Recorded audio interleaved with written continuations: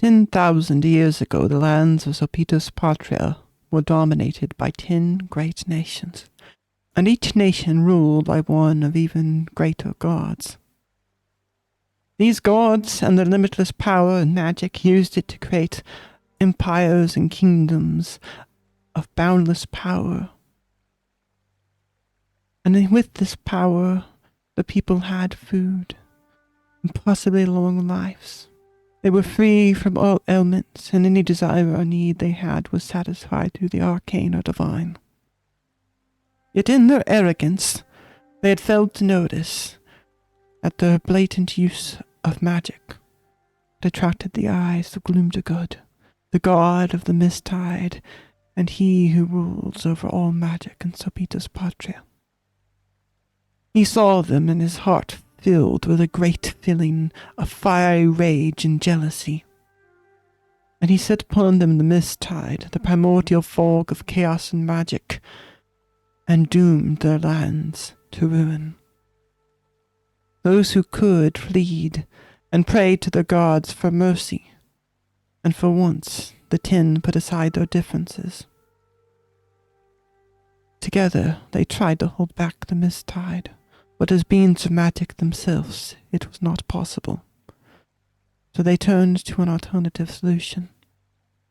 Out of the great oceans of Sopitos Patria, they pulled an island, now known as Ten's Isle, and they told their people that they could not protect them from Gloomdagud, but they could hide them.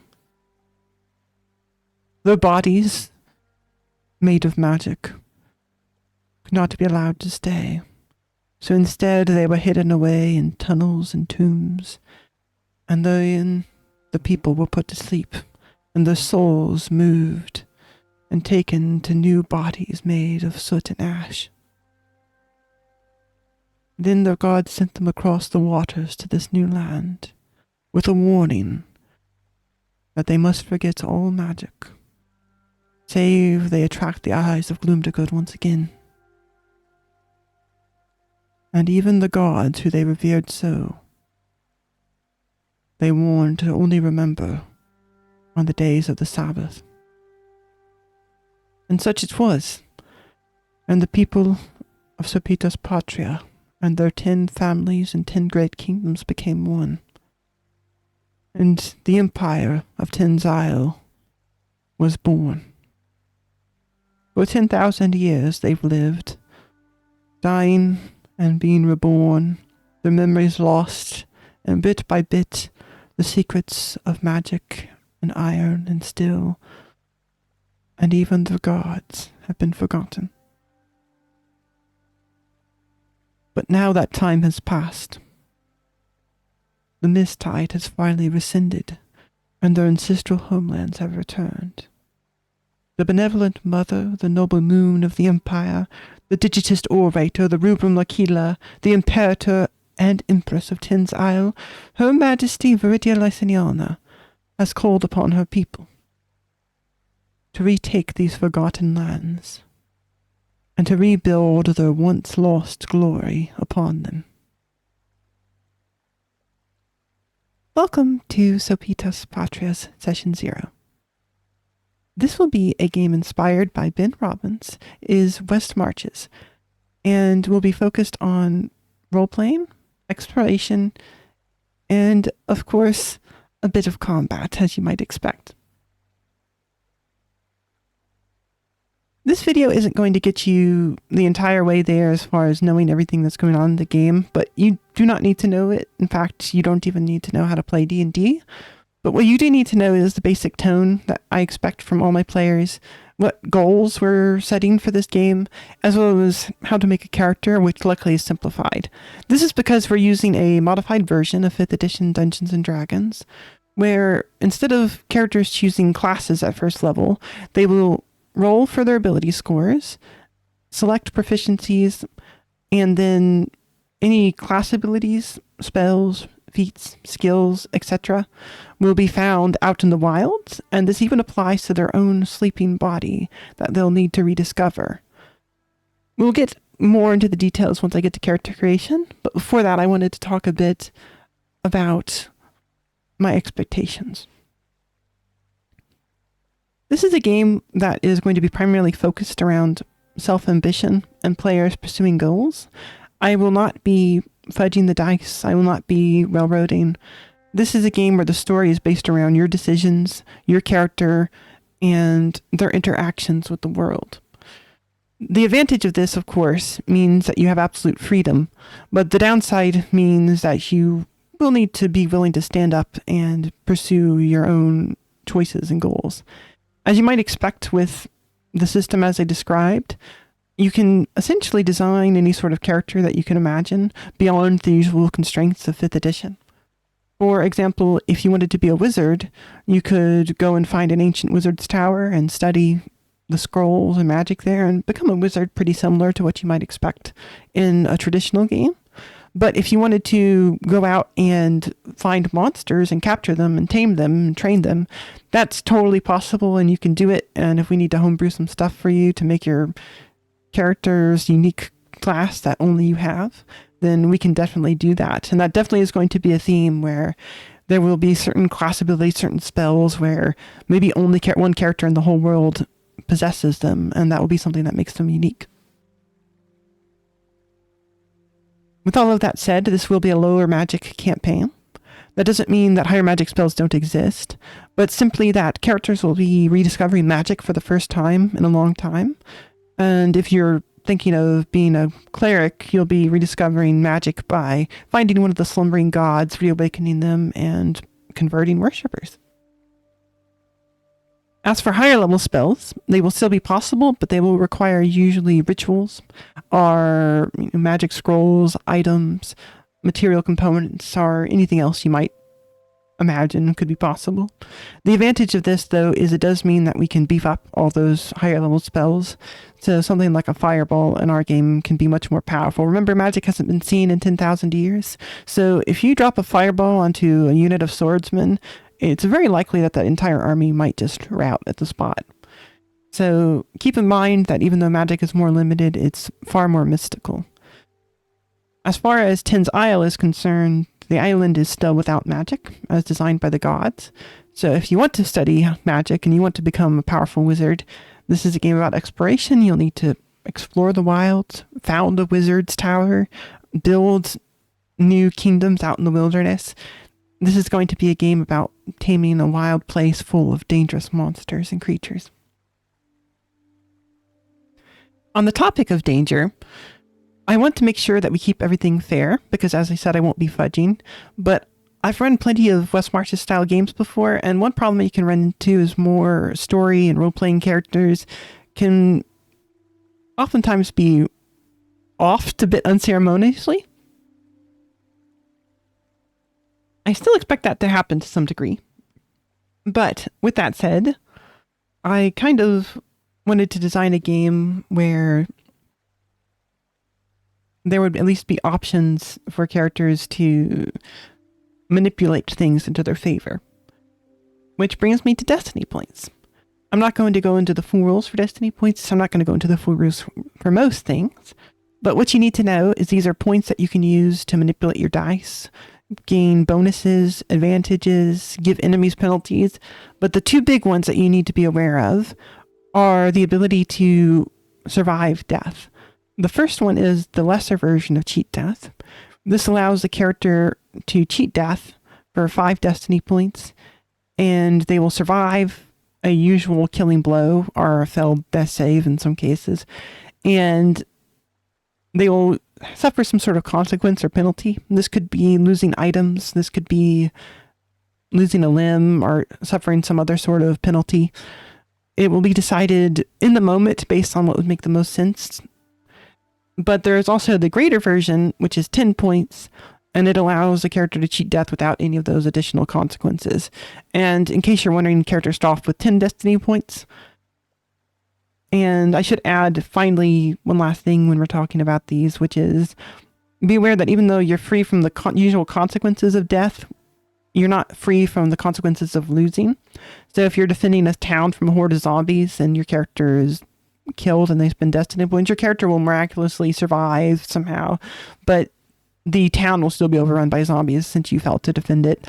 And the same thing applies if you're fighting over a magic item.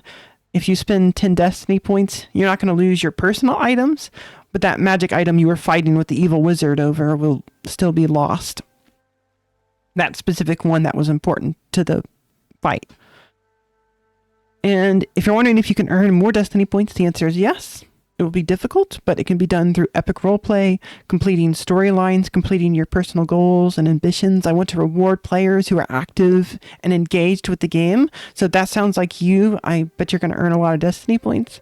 And it can even be earned for out-of-game stuff if you're really engaging with the community, making handouts, maps, detailed logs, and the like. Then this will be an excellent method to help your characters be able to survive a bit more.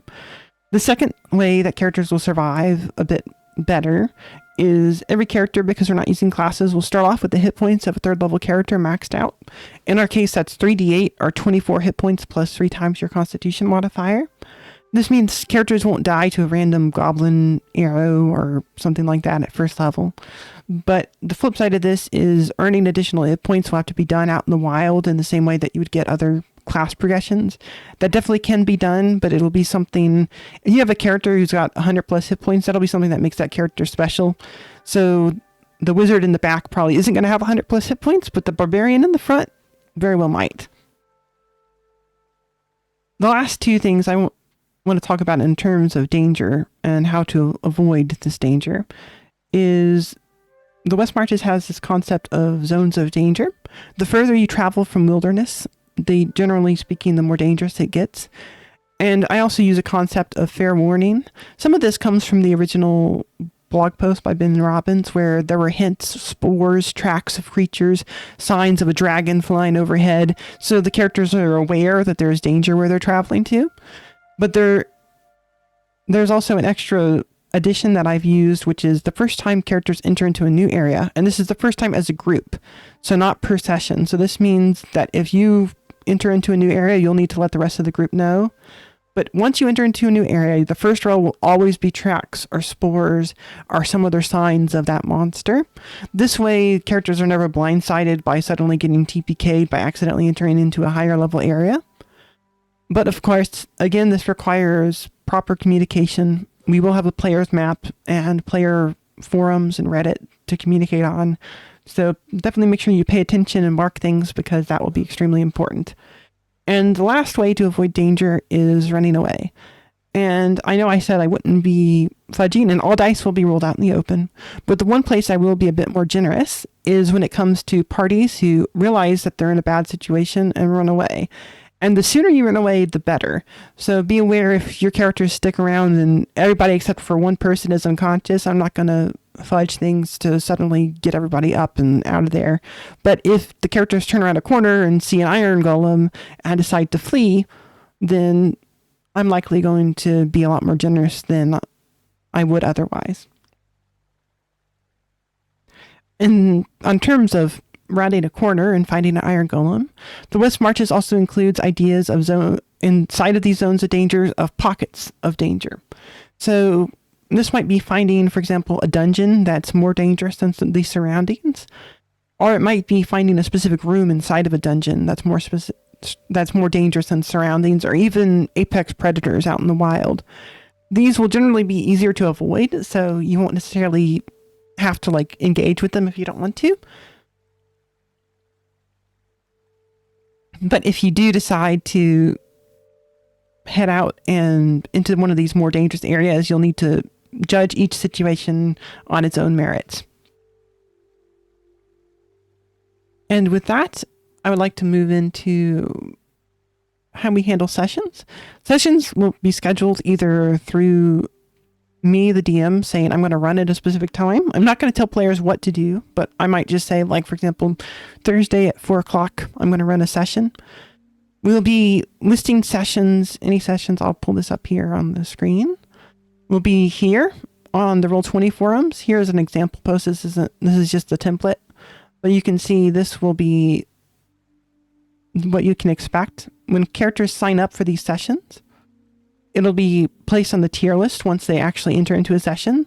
You don't need to know how this works exactly. This is all just a placeholder right now until we have our real sessions. But what you do need to know is the more sessions you play in, the lower your tier will be. This means that if you haven't played in a while, you'll have priority over someone who's played a bunch of games. And this makes sure everybody gets a chance to play. The other ways you'll be able to get access to games is you'll be able to organize sessions by either contacting myself or another DM, or posting on our Discord. We'll have a channel specifically for discussing sessions and what people want to do. And it's important if you organize a session, generally speaking, there might be exceptions if somebody's organizing 100 sessions, but generally speaking, if you organize a session, you'll get to skip the tier list, you'll get to skip the sign up list, you'll be guaranteed a spot in that session. So if you're the person who's getting groups together and organizing the game and setting the time and doing that work, the benefit is that you're going to get into more games, get to play more often, or even if you don't play very often, you'll at least be able to play in those few games that you've taken the time to organize and set aside. As I said, this is a game about player direction and player ambition. The next thing I kind of want to touch on here is that sessions will be, generally speaking, by default, 4 hours long with a 10 to 15 minute break at the halfway point. The default maximum number of players is 5, but we can have fewer. I usually prefer to run for 3 to 5, but I'm also open to doing one-on-one sessions. So if your character had something important, we could organize a one-on-one session. And we could also do what I call light RP. These are sessions where I'll set aside, for example, a block of 2 to 4 hours, and players will come in whenever they have time, and we'll do a 15 to 20 minute mini one-on-one session. So let's say your character wants to travel home and you don't need a 4-hour session for this. You just want to talk to your family or catch up on what's going on or do some research in the library. That will be what light RP is for.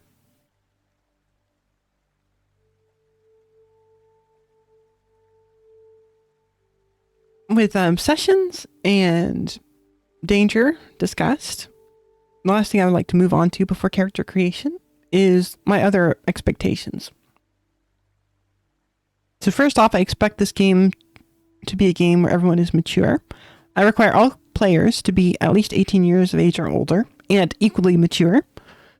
This means I don't want anyone coming into the game and in the middle of a serious scene making fart jokes. Of course, we're all free to have fun, and I do enjoy a bit of comedic relief, let's say, but I don't want to open up to a situation where somebody is kind of taking away from the other players and turning the game into a joke. This will be, I wouldn't say an overly serious game, but it'll be a serious game with RP and roleplay, and there will be some comedic relief and comedic tension where appropriate.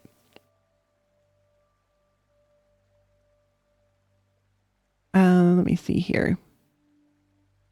I would also like to mention, as far as the tone is concerned, I generally like to keep things around PG-13, but there might be sometimes spikes. And I have a social contract. It's quite long, so I don't expect anyone to read it before their first session. But if you do want to play it and you stick around, I would definitely suggest looking through it. And in that, I go through all the different details of what you can expect from different things, trigger warnings and the like. But the short version is that we have the game PG-13, and sometimes we might, for certain scenes where it's dramatically appropriate or for certain monsters, that rating might be increased, but that'll be by far and away the exception to the rule. So I guess the best thing I could use as a comparison is if you've seen the Critical Role animated show, not quite as gruesome most of the time, but there might be moments like that. But the general vibe will be more on that PG-13 adventurous kind of thing with some kind of scary monsters and the like and here and there. And again, you can go into all the details at the bottom of the social contract. On the subject of kind of triggers and safety tools, I would like to talk about our card system. Because we have a large number of groups and a large, essentially an infinitely large possible number of players, it's kind of impossible to design a game where we go through triggers and make decisions based on everything for every game. It would be incredibly tedious. So beyond the general expectations that I set in the social contract, We are using a carded system. This is more in the colors. We don't quite use it in exactly the same way as the words on these Roll20 cards. But the short version is a green card is you played for some sort of minor problem. So if there's something that just kind of like makes you like a bit uncomfortable, like, yeah, I wouldn't want to see that as much, that's a green card. This is just a good way to communicate and keep everyone feeling comfortable. Yellow is kind of the next level up. And for any of these that I'm mentioning, this could include stuff like going back and making small changes. This could include time skips. This could include fade to blacks. And then finally, we have red cards, which is if something is seriously wrong. And you don't have to necessarily discuss it if we're talking about a red card. And it's up to you if you want to leave the session. If you play a red card, if there's something that makes you uncomfortable, you can leave the session with no penalty. And then afterwards, after you've left the session, then you can let a DM know in private if that was because something came up in real life and you just didn't want to talk about it with the group, or if it was because something happened at the table that made you uncomfortable and want to leave. Just be aware that I don't want anyone abusing these cards. Not that I expect anyone to, but if your character plays a red card every time they go unconscious, then I would consider that cheating. So please don't be afraid to use the safety tools that we have available, but be aware that they need to be used appropriately and genuinely is the word I would use. The last thing another thing I want to mention is content warnings. I will be including content warnings on sessions where I can, but be aware that they're not going to be on every session, and I won't be able to account in advance for everything that could happen. So the content warnings are more of like an extra layer as opposed to something that's a definitive thing. So to give an example, let's say the characters organize a session to go to the forest of spiders and they were to hunt spiders. I might put a content warning on that session for spiders because I'm pretty sure spiders are going to come up in that session. But that doesn't mean that I'll include a content warning for spiders on every session, because the players are going to be out in the wilderness. They could run into a spider anywhere. I can't account for everything. So be aware that just because I include a content warning for spiders on one session doesn't mean I'll include it and it bans all possibilities for spiders on another session. Similarly, if you come into a game, for example, let's go back to that session where it's all about spiders.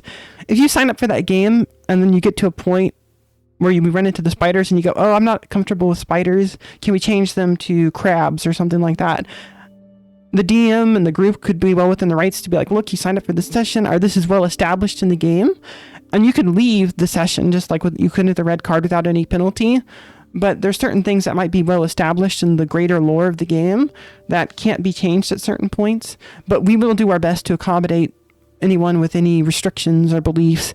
And again, if you want to go into the specifics of this kind of stuff, you can go through our tones. But I also add that, and this goes over the table especially, this won't be a game including any like racism against other players, any sexism, any homophobia, any transphobia, anything like that. This is not a game for discrimination. We're open to everyone. So please feel like that you could feel comfortable playing this game, and don't make anyone else feel uncomfortable.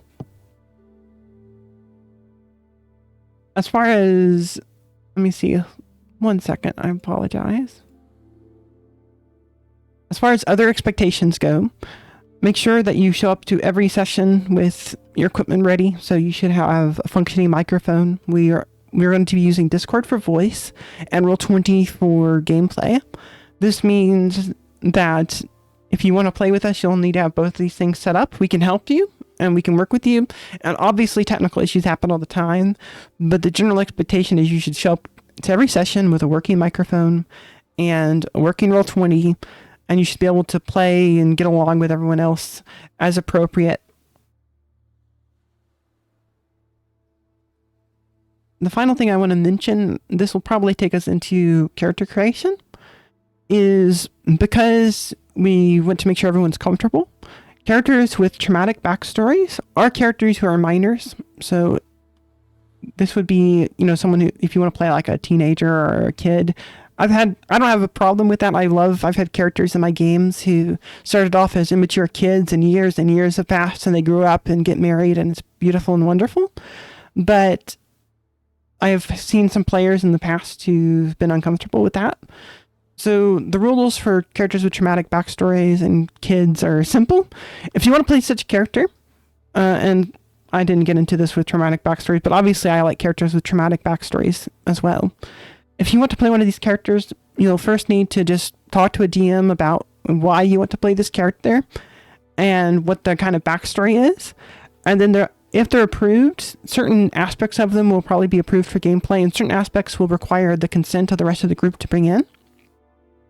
So, for example, if we take Zuko from Avatar: The Last Airbender, he obviously has a traumatic backstory, but stuff like the burns on his face, obviously it would have to be included in every session, but the ability to go back and tell his story might require the consent of the rest of the group for that specific session. If you want to, if you've met characters and you've had contacts with them, and you go to the other players and hey, my character has this story, I want to share it in this next session, that might be, again, depending on the story, depending on the character, that might be the best way to handle it. So if you want to play these characters, we're definitely going to allow them, but understand that they will be subject to extra restrictions. As for characters who are below the age of 19 Earth years, because I don't want to get into translation of years in this game, but our years are different. But if you want to play a character who's younger than 19 years old in Earth years, that character will need to be agreed upon by everyone else who's signed up for that session. So you can play that character, you can get them approved just like you would for a character with traumatic backstory. You contact a DM like, hey, I want to play this character. And as long as everyone else at the table is okay with it, you can play that character in every session. But be aware that there might be certain groups or certain players who won't want that character to join. You'll have to play a different character for those sessions. And I think with that, we're ready to move on to character creation. As I said, this is going to be a game with a modified version of 5th edition, and actually setting up your character is going to be quite a bit faster. I'm going to pull up here the sheet. These sheets are copied, and they'll already include a lot of information on the sheet already. So these, for example, a lot of the starting gear, this is basic adventuring gear. Every character starts with this basic adventuring gear, so you don't have to go through the book and pick, a candle and a rope and all this stuff. Every character starts with this. I have these two open because this is a special candle lantern that's been invented for this game. And what you need to know about backpacks is they weigh 5 pounds. They can hold up to 30 pounds of gear. And if you have them both straps on your character, any gear inside of them weighs half the normal amount. So we use variant encumbrance, and this method helps keep the characters able to at least carry their starting gear. If you want to get treasure or you want to carry lots of stuff, you'll need to get either like a donkey, a pack animal to carry it, or get another hireling or another character to carry it for you. As for everything else, you have your preferred species and destiny points and all that stuff filled in, as well as your goals. But we'll just take you through the character creation process. It's pretty easy. So the first thing you need to do is request a sheet from a DM. This will be, as soon as they can, they'll copy you a sheet and get you a sheet on Roll20. The next thing you're going to want to do is you're going to roll for stats. And we have a special macro for this, and all stats will have to be rolled in game. The stat roll is, we're just going to say Bob. And this will roll you your stats automatically. Ooh, that was a bad roll. But that's not to worry, because after you roll, for every character, they can choose to lower their lowest stat to 6, and then raise their highest stat to 16. So I'm going to go ahead and enter these stats real quick, and then I'm going to go ahead and say with this character, we definitely want to take that bargain. So the intelligence will go from 7 to 6. And because we have 2 stats at 11, we can choose which one we want to raise to 16. We're going to choose dexterity for this character. And now you've got your stats figured out. You can go ahead and put in your hit points. In our case, it's going to be 24 because we didn't roll very well.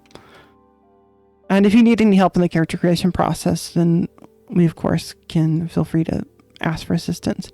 And then we also get to add a +1 to anyone's stat at character creation for being a Simulare. These are the sort of artificial bodies that were given to the player characters by their gods. Be aware, once you reclaim your original body, so this could be like an elf or dwarf or halfling or whatever, the new body will come with the normal racial bonuses that you would expect from 5th edition. So these stats will be further increased once you acquire your original body. Actually, let's just say, since we have this 11 anyways, let's say we're going to put the +1 there, which will get us up to 27 hit points. And as far as Simulare are concerned, what you should know is these are, you can think of them as sort of very low magic changelings. They can choose to look anything like within a human, normal human limitations, with the exception that they can have whatever eye color they want, whatever hair or style they want. But do be aware that the changes take time. I go into the full, you can see the full details here if you want to read through it on your own time. I'm not going to do it in this video. But essentially, your character can be small sized, medium sized. They can be big, bulky, small. I already said small. But you can have long hair, short hair, whatever you want, whatever hair color you want. Your character in game chooses their appearance. It's just the change is very slow and it takes time. Though do be aware, any scars, burns, tattoos, birthmarks, missing limbs, etc., those are not healed by this change, and they will stay appropriately sized. So like if you have a scar, it'll get smaller or larger if you change your size. And as I already said, your slumbering body's out there, and you will get hints, which we'll go ahead and enter it here, the preferred species. We'll say for this character, we'll say an elf, Bob the elf. We'll pick a better name than Bob in a second. But this is a Simulare, and if they are aware of elves being nearby, they might have dreams or calls from the wilds to find their ancient body that's sleeping somewhere out in the wilderness. Next, we get to choose our caste, which will also have an effect on our background. Excuse me, I've been talking for a while. You can choose any of these green ones, so merchant, artisan, peasant, or indentured servant, without having to roll. So if you have a specific idea for a character in mind, you can pick these. But if you want to be a noble, you have to roll it on the rolling table. In our case, we'll go ahead and roll it, but be aware that the rolling table is distributed according to population distribution, roughly. It's not exactly as it would be in medieval times, but it's somewhat inspired by, let's say. So be aware there's a decent chance that you could end up with something like a peasant or an indentured servant if you roll on the table. So if you really want to play a blacksmith or something, make sure you just go ahead and pick artisan. And that will be down here on the random cast table. And we have artisan. So we're just going to go ahead and enter that. Oop, all caps. And in our case, this character has a high dexterity. We're going to say this character is a Fletcher. And normally what you would do here is you would get one tool, as it mentions here. You get one set of tool or two instrument proficiencies of your choice to represent your background. So in our case, we'll just say, I'm not sure if this is the official 5th edition, but we're just going to say Fletcher's tools. And that's your background. And then there's another skill that every character gets called profession. So we're just going to say profession Fletcher. And what your profession skill does, this is a very special skill. I know it's under tools, but that's because of the limitations of the Roll20 sheet. The profession skill will apply in any situation with any appropriate attribute that's relevant to your background. So Fletcher is a bit more constrained, but let's just say you're something like a fisherman, for example, and you're out in the wilds and you're trying to fix a boat or you're trying to sell. If your character has that appropriate background, they can always roll with their profession skill where appropriate. Do be aware when you're picking your profession skill, if you pick something that's like very broad, the DCs on that will be higher than you might expect because a factotum is a master of none. So the more narrow you pick, the lower the DCs will be. And but it'll be useful in fewer situations. And now we can see for the artisan, we get a set of tools, which would be our Fletcher's tools. And we also get 10 Aya, which is our gold pieces. I have unique names for all of the different types of coins, but I will always list the normal type in parentheses here. So for our artisan, we've gotten our Fletcher's tools, and we will go ahead and add our 10 GP to the sheet. And we will come back to equipment in a second. We already did hit points. So what we're going to do next is we're going to pick our saving throws. In 5th edition, there's good saving throws and bad saving throws. So dexterity, constitution, and wisdom come up a lot. So they're powerful saving throws, and strength, intelligence, and charisma come up less. So they're less powerful. So we're going to pick one of each of these. We're going to say, just to keep things fun, we're just going to say this person is really good at dexterity. And let's give them a good charisma save. And that's our charisma saves. Then we're going to move on to our proficiencies here. You get 8 total proficiencies. And these can be skills. They can be tools. They can be armor and weapon proficiencies and a few other things. So you just go through this list and you pick until you run out of choices. In our case, our character definitely wants light armor proficiency. So we're going to go ahead and add light armor proficiency. And be aware that for your weapons and for your armor, they have to be taken in order. So for example, if you wanted heavy armor, you would need to spend 3 proficiencies, 1 on light armor, 1 on medium armor, and 1 on heavy armor. The next thing you want to do here will be and again, I'm just trying to guide you through on how a character would build. We're going to say that this character would want martial weapons. So that's going to be simple weapons and martial weapons. And that's going to use in total 3 of our proficiencies. And for the sake of fun, we'll say this character can use a flute. So that's 4.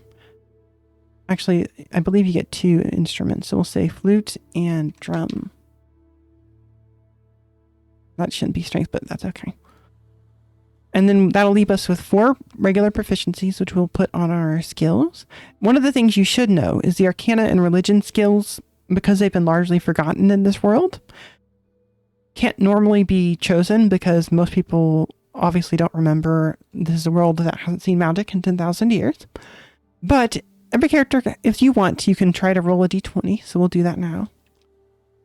And if you roll a 20, you can select either the Arcana or Religion skill, and your character is part of a secret illegal mystery cult where they learned that skill from. In our case, we didn't roll a 20, so we don't get to select either of those skills. But if you do want to roll the dice and have a chance, but be aware that this will come with RP implications. If your character is a secret mage, then their actions have been endangering all of Ten's Isle, and they very well could get hung or killed or backstabbed or any other number of things. In our case, this character has 4 slots left, we said, so we're just going to go ahead and slot in acrobatics. That's an easy one. Animal handling. Sleight of hand. And how about stealth? And there we go. And remember, you will be able to learn additional skills, expertise, saving throws, hit points. All this can be earned out in the wilds. It'll just be up to you what you want to pursue, but also what you find, because there is going to be some level of going out into the wilds. And maybe last week you did something that you wanted to do, and this week you're going out with somebody who wants to venture to the wizard's tower. And maybe your character isn't really a wizard, but they find like a scroll that lets them use a cantrip or something special. And your character will always have like a unique set of abilities for your character sheet. Just by looking at the stats, abilities, and items on your sheet, people will be able to tell a story just by looking at that. So this moves us on to our equipment. We're going to say, well, here, I'll show you the equipment sheet real quick. What you need to notice is we start out with the currencies, but you can find all the weapons, adventuring gear, tools, etc. on this sheet. Be aware that Some of this is different than the PHB, like the pricing is different. The weight of armor in particular is different. I made armor weigh a little bit less than the default in the PHB to again kind of help with that variant encumbrance. I want people to be able to have their basic weapons and armor without being encumbered. And if you want to have a bunch of extra gear, then that's when you'll need to start thinking about that, like I said earlier. In our cases, we have 10 GP. This is silver, so that's going to be called Nels traditionally. Spending 7 of our 10 starting gold would be quite expensive on armor. But let's start off with a bow. Martial ranged weapon. Longbow, here we are. That's 700 copper. So, ooh, that would also be 7 gold. We'll start this character with a short bow, which would be 375 copper pieces, 37.5 silver, or 3.75. For our sake, we're just going to round up and say 4 gold. And we'll add a short bow to this character. And remember, you can always buy extra gear as you make money out in the wilds. And then we'll do the same thing over here for adventuring gear. Ammunition. Arrows is going to be 15. Since we'll say, we'll not count the arrows. We'll just and drag and drop that. Yes, you should have access. I won't be able to, because of the number of players, I won't be able to we won't be able to activate the compendium for this game, but anything that you own or that's part of the default compendium, such as basic items, you'll be able to drag over. Just make sure you confirm that the weights and everything are correct as you move them over. And then we'll go ahead and get this character some armor. And once you have armor and a weapon, you're basically good. Anything else you get past that is going to be gravy. In our case, we're going to say we don't have enough for reinforced leather. And remember, all these are bronze equivalent armors. So, and the same thing with weapons. So once you kind of level up and you start to get that steel and iron, you'll get upgrades. This goes into what all that means here on the side. So we're just going to say, again, we'll round up for the sake of time. Oop. And that would be our leather armor. And we'll get this character, and beware, you need medium armor to get shields. So I don't have that listed on here. I'll fix it by the time the game goes live.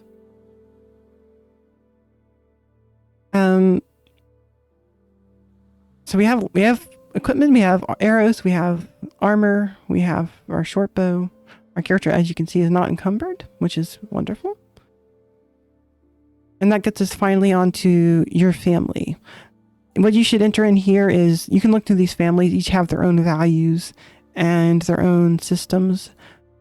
We're going to go ahead and roll a D11. If you roll an 11, you're not from a family, but we're going to say an 8.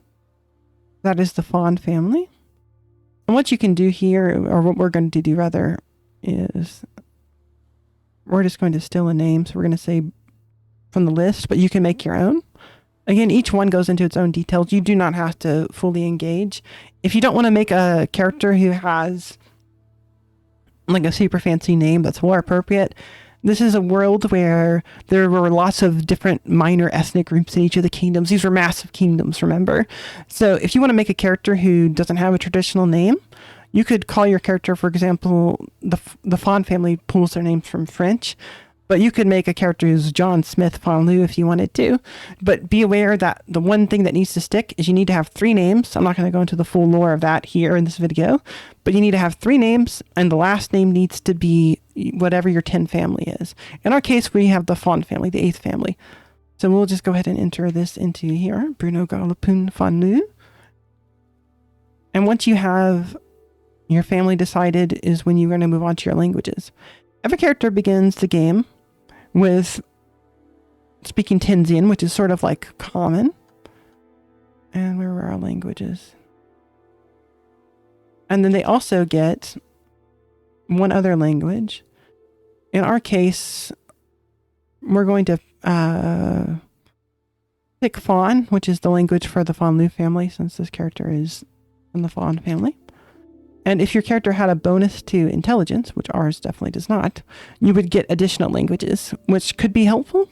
One little hint I'll give for anyone who watches this video is, oh, where's my language folder? Here we are. If you go into the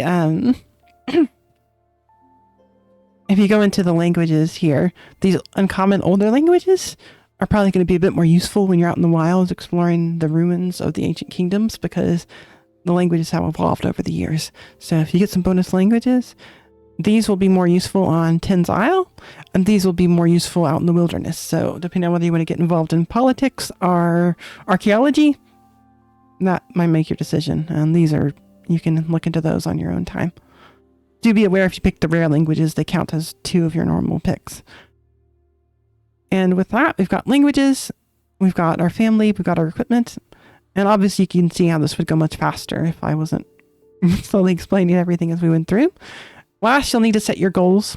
So we'll make this real simple. Bruno is a Fletcher who has a 6th sister. He wants to save his 6th sister. And it's important as you're talking about your goals and ambitions to think about how broad or particular you want to make them. So if you make a skill too broad, for example, if you just say, I want to learn magic, then when the DM's giving you hints, it might be difficult for them to give you appropriate hints to bring you where you want. In the case of saving our 6th sister, this means the DM would be able to give us hints on healing magic, on healing like herbs. Maybe there's like herbs or potions out in the wilderness, or it could even be stuff like making a deal with an ancient deity and becoming a warlock to save your sister. All that kind of stuff could come out of saving your 6th sister. Whereas if you said, instead of saving your 6th sister, you said, I want to learn healing magic, well, now the DM doesn't really have as much stuff to work with. So you're going to have to find that balance for you of being overly specific or overly vague. But think about that as you're coming up with your goals and ambitions for your character. And as for other goals, since he is a Fletcher, let's just say he wants to make the best heroes.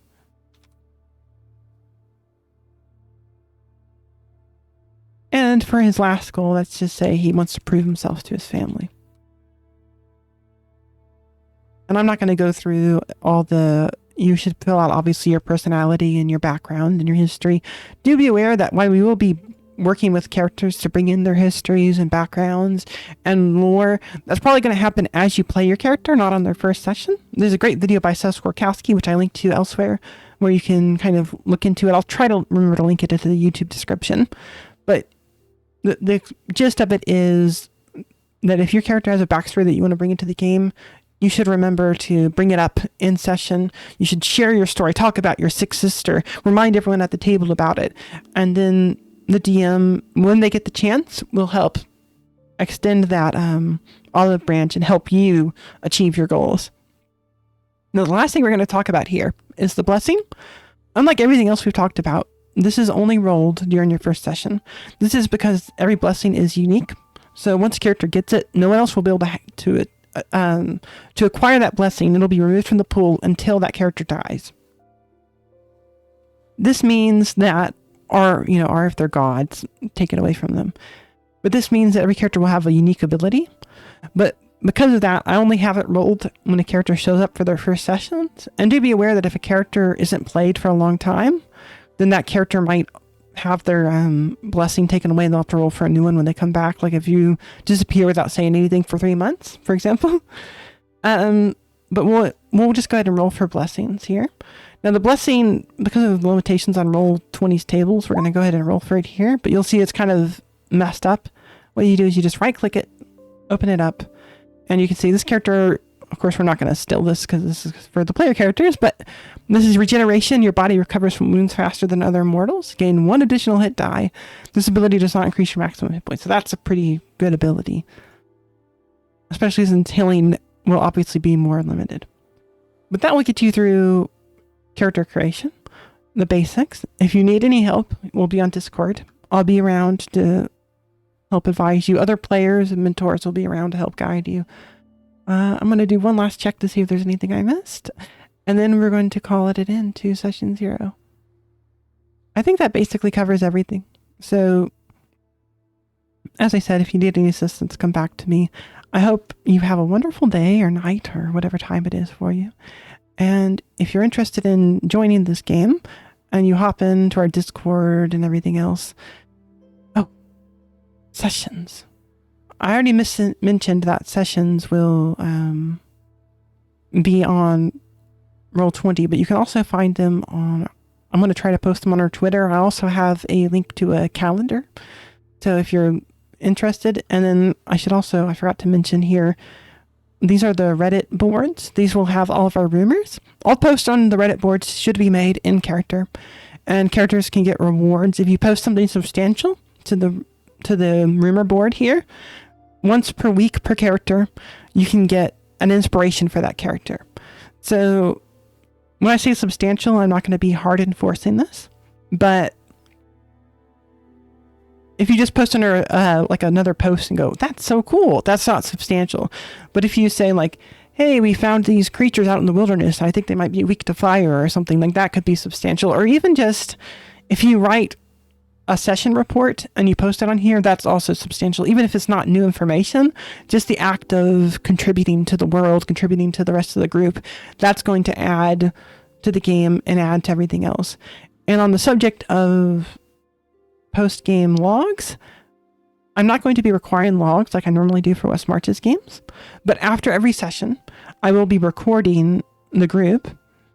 Not the whole session, just the end, and the characters will make their report via voice, and I'll be posting it here on YouTube.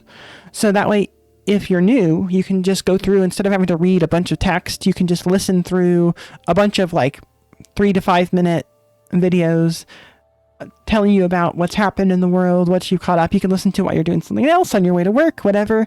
Maybe later on I'll post it on something like a podcast website or something to make it easier to listen to. But that's the gist of everything.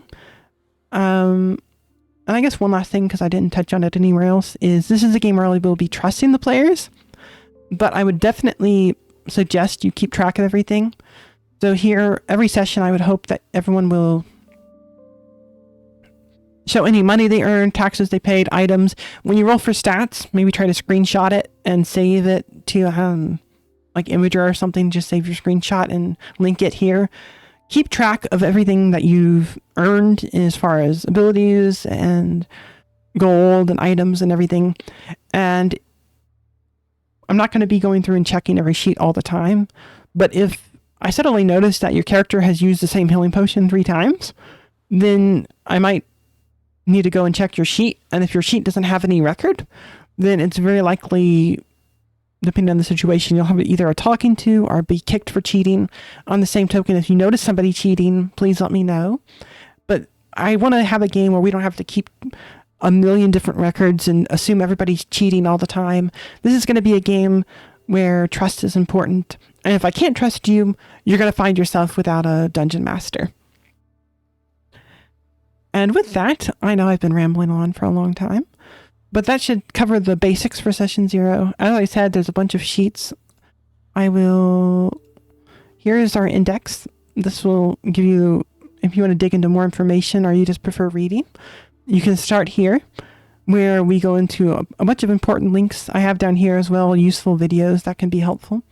There's especially, if you roll poor for your stats, as we did with this character, there's a great video about weak characters by Ziva Shu and how to play them and how to use them. And there's another great link down here from Caste on his character backstory video. Definitely pick up on that because we will be using backstories. We'll be using role-playing. That's a great video for players who want to kind of improve on that and really to hop in and get going. And that will cover the basics. I hope you have a great day again for the second time tonight. And I will hopefully see you out in the wilds.